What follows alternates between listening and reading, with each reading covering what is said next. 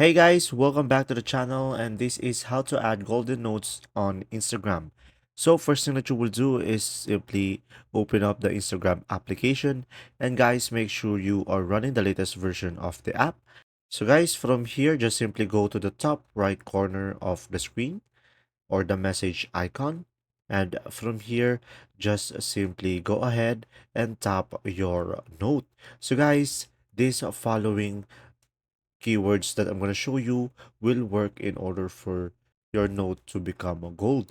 So the first one will be gold, second will be champion, third will be victory, fourth will be medal, and fifth is Olympics.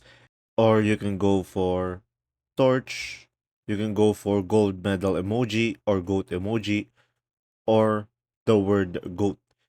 So guys, from there, just simply type in the words that I provided here on the screen.